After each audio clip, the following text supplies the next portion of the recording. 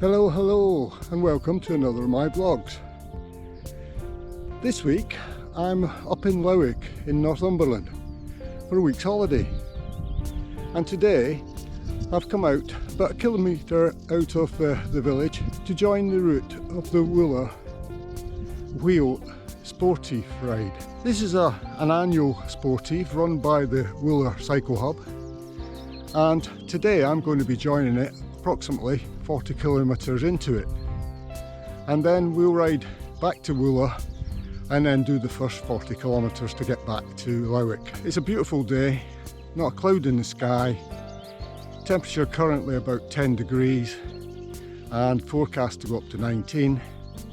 The wind is currently about 8 kilometres an hour from the south, but I'm expecting it to become a bit stronger from the east when the temperature warms up and we get an onshore breeze. We're going to go down this road here now and carry on the route of the Lowick Wheel on a ride that I'm calling the Lowick Wheel. We're on quiet single lane roads for the first part of the ride. Currently going down the valley that would ultimately lead us to Millfield, which we'll reach later today by a circuitous route.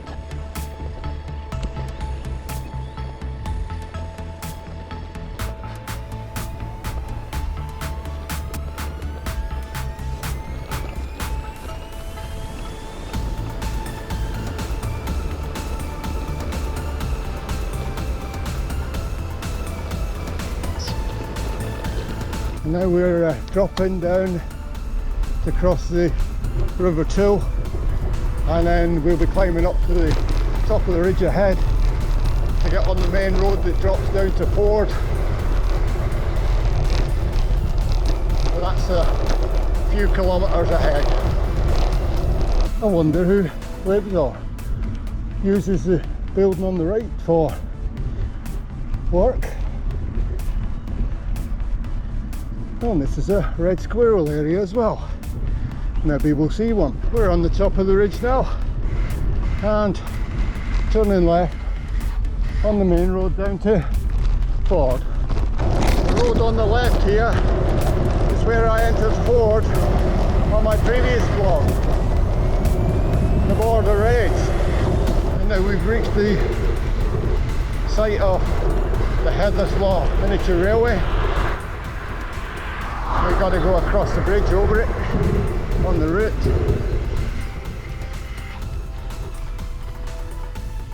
The Heatherslaw miniature railway is a 15-inch gauge or approximately 38 centimetres rail-to-rail railway.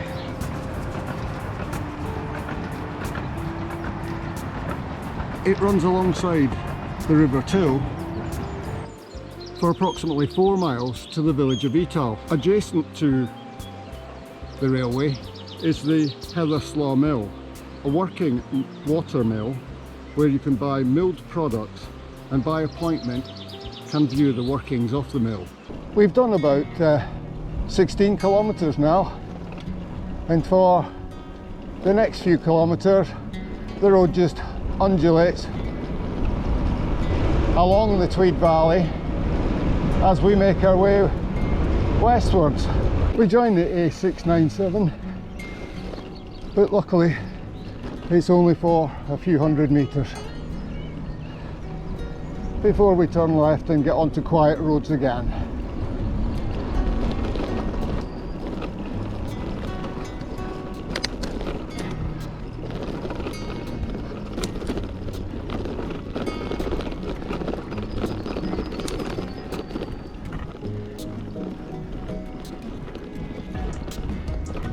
We're entering the village of Branxton, which is known for being the closest village to the Battle of Flodden. The Flodden monument is a granite cross located on Piper's Hill on the outskirts of Branxton village. Let me provide you with a potted history of Flodden battle. In 1513, King James IV of Scotland came across the Tweed and sacked both Wark and Etal Castle, and then came to Ford, where he made his base. The Earl of Surrey, in retaliation, managed to outflank him and cut off his retreat across the Tees. Having discovered the stalemate, King James and the Earl of Surrey sat down, very civilised in those days, and decided to join battle. The place they decided on was Flodden Field, and the date was the 9th of September 1513. The Earl kept his troops based in the lowlands around the Tweed River. The Scottish army, which were based on the top of the hill up there. You would have thought that they had superior position, but during the battle they decided to rush down the hill and challenge the English. Unfortunately, there's a bit of a valley between the hill and the monument, and it had rained for quite a few days before the battle. The Scottish got bogged down in there and were easy prey for the English, and the outcome of the battle was sealed. There's a visitors board in the car park just outside Branxton, and there's a walk which allows you to go around and see information points around the battlefield that explains exactly what happened. It's worth taking that walk if you've got the time. Still, it's all history, isn't it? And hopefully we can get together and continue with the Union, unless people like Nicola manage to separate themselves, and God knows what that'll do to their economy. We ride along underneath the monument. We've done about 20 kilometres, and now we'll be making our way back towards the River Tweed for a few miles westward. There's some glorious views along here today. Absolutely brilliant. I'm not sure if you can see it, but it's quite misty ahead. That's Coldstream in the mist. It was misty early on in Lowick, but it soon burned off. Looking like it's taking longer here. Ahead is one of the viaducts on the old Wooler to Kelso railway. If only they'd make them into cycling and walking routes, you could have a nice scenic route all the way into Kelso, rather than having to go along some of the main roads. We're turning onto the main road to Kelso now. The River Tweed just on our right, and in general we'll be following the banks of that for the next few kilometres. I've just passed through the village of Wark, and this is what's left of Wark Castle. It's only the mound on which the keep would have been on, but it used to stand here and defend the ford across the River Tweed, often used in the skirmishes between Scotland and England. However, it was ruined by James IV of Scotland as he crossed to take up position for the Battle of Flodden.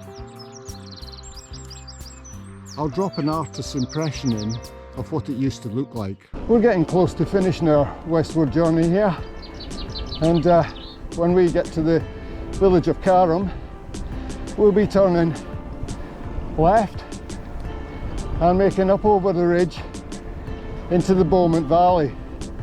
We're on a climb now for about the next 2 to 3 kilometres as we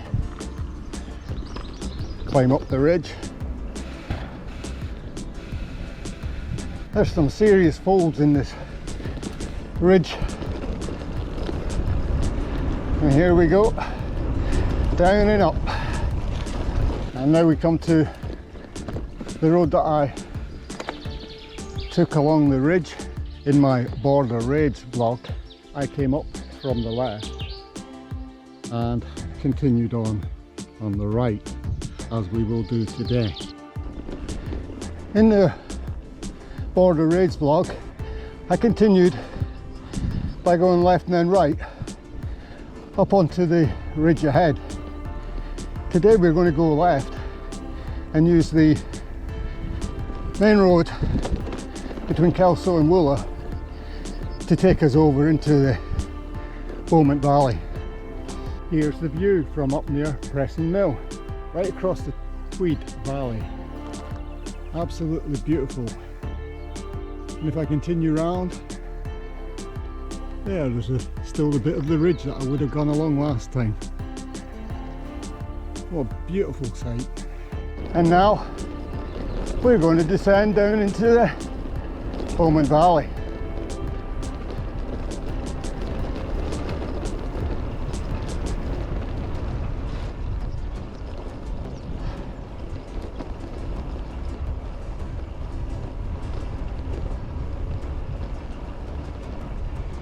I've ridden along this valley before. In the Border Raid vlog, I actually rode along the other side of the valley. I'm not sure if the GoPro will catch this, but you can just see the line of the rising road going up into the trees near the top of the first hill in front. Bowman Water is just over to our right.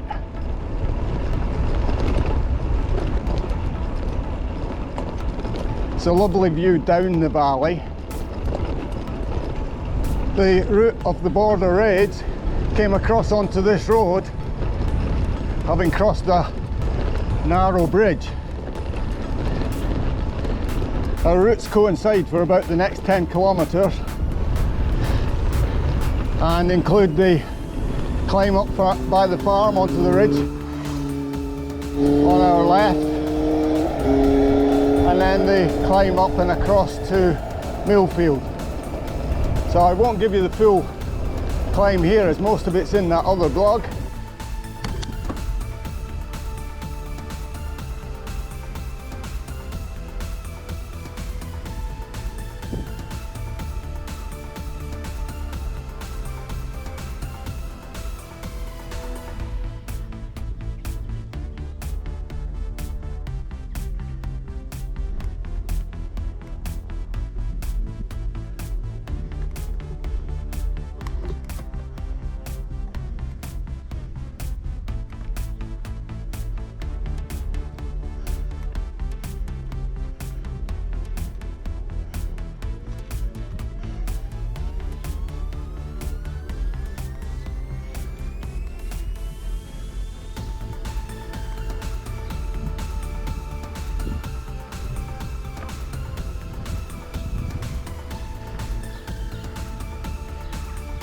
Now we're just coming up to complete the big climb. East Learmouth is only about 5 kilometres away, so we've effectively done a large loop. If we went to the left, we'd close that, but we're going to go straight on.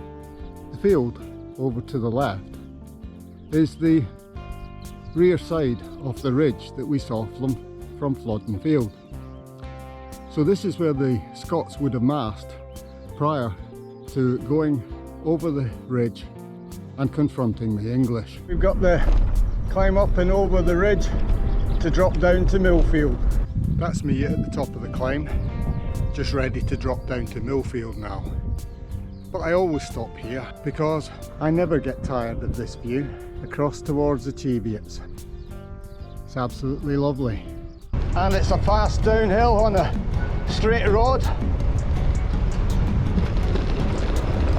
and then it's take care at the crossroads where you're crossing the main road from Wooler to Kelso. We join the A697 again for a few hundred metres as we traverse the village of Milfield. And on the right here is the Mailman Cafe. You could make a break here if you were doing this ride. On the edge of Millfield village, this is a reconstruction of Millfield North Henge, which is thought to be built in approximately 4,000 years ago. Henges formed places of worship, socialising, and a special few people were buried in them. The Henge is well worth a visit. There's plenty of notice boards around giving you details of the Henge itself. We'll now diverge from the route of the border raid, carrying straight on to Augusta Ford. We're turning off to the right and making our way to Doddington. As we go along the road towards Doddington, just looking over to my right, I can see the Cheviots. And I don't know if it will show in the GoPro, but there's still some corries up on the hills which have snow in them. As we've made our way along from Millfield to Doddington, it's become obvious that the agriculture has changed from mainly sheep farming to predominantly cattle. And the reason for that lies in the village of Doddington, just up ahead here on the right. This is North Doddington Farm behind me. Nothing much to see from here, but inside is the Doddington Dairy and Creamery. This family run dairy farm diversified in the early 1990s into raw milk cheese production and subsequently into ice cream. All production is housed within these buildings. We're now making our way towards the town of Wooler, known as the gateway of the Cheviots, which you can see in the background. It's very popular with cyclists and walkers because of the ruined forts, panoramic views from the ridges and the quiet roads that are around. If we had been doing the Lowick Wheel sportive, we'd have been turning right now and into the Wooler auction mart, where we would have been served with pies and peas as a deserved reward for completing the ride. As it is, we've still got 40k to do. The town is all stone constructed and there's many traditional shops, cafes and pubs. Another cafe on the route is the Wooler Milk Bar. Too many queues there for me today, so on we go.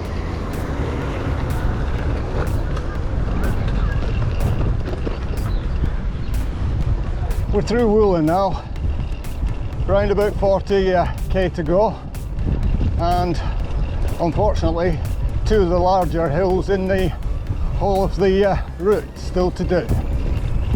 First one's coming up in about a kilometre, and I'll stop near the top where there's a bit of a viewpoint and we can have a look around.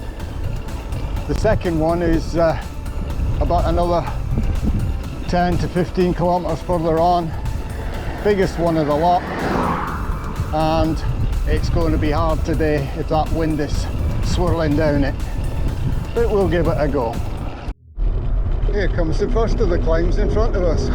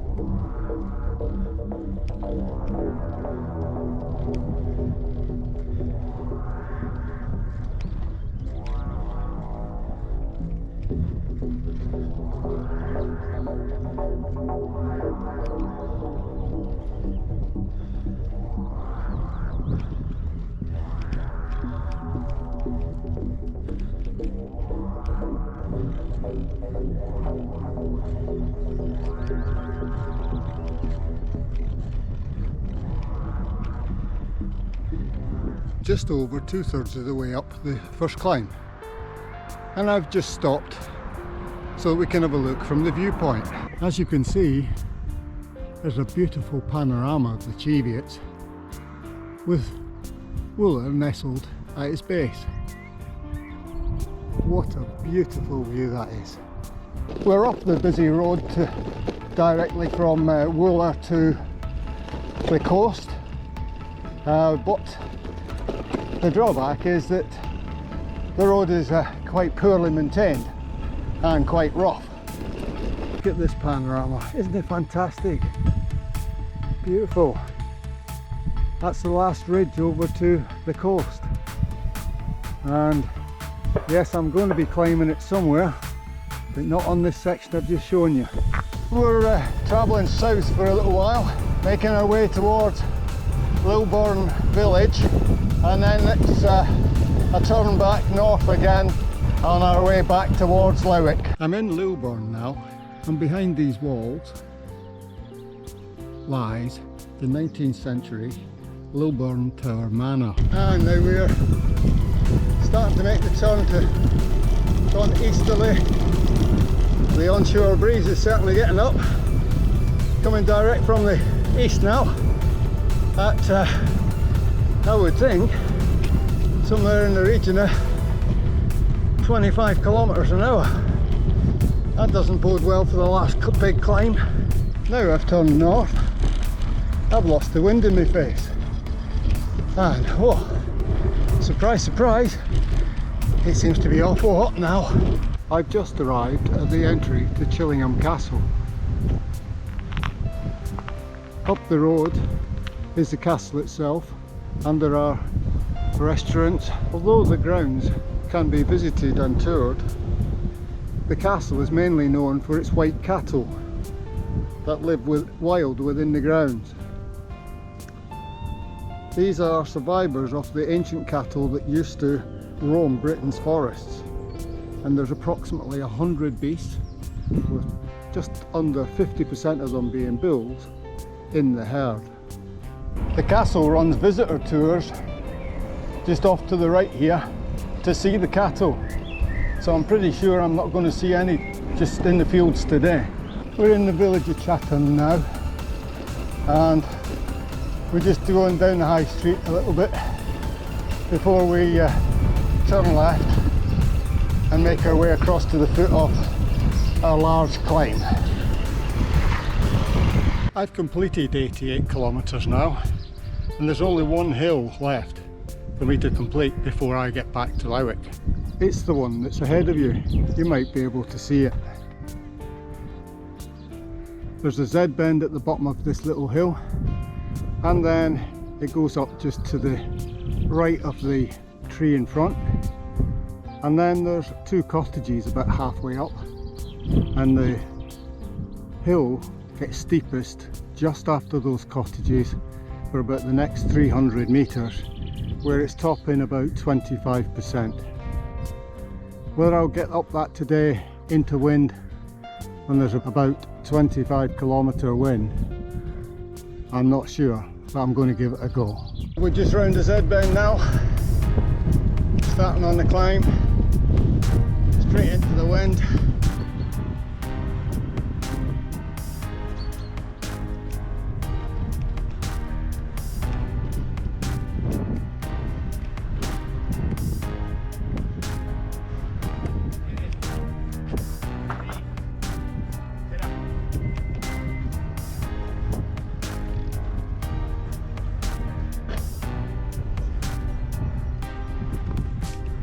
You can see it gets steeper now. Yeah, I took all my gear. I'm up at the top. No hiding from that wind. Whoa. I've made it. At the top. Used all the gears on the really tough bit, and had to zigzag on the road for a little bit, but not much. Well, it's all been worth it though. Just look at this view. There we are, looking across at the Cheviot, and then looking down Glendale as it goes down towards Morpeth. I hope you can see the crags in the background. It's known as the Windsill, and it's a hard ridge of granite that's been thrown up from, I believe, Iceland all the way out to past Holy Island. In fact, the castle on Holy Island is built on top of it. In many cases it's weathered down and cracked and provides ideal climbing training. Making the turn now for Lowick. 9 miles according to that, well, we'll see. Last leg of the journey now.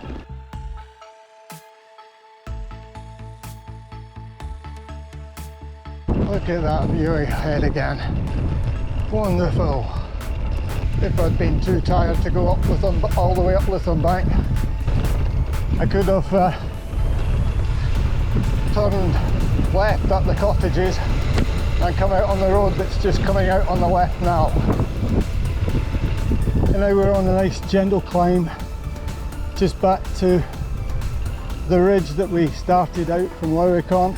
We've seen plenty of grape fields today, brilliantly yellow, but with the wind direction just now, it's pretty sickly, sweetly smell from it. We're back on South Road now, just continuing up towards Lowick and to the corner where we joined the Lowick Wheel route.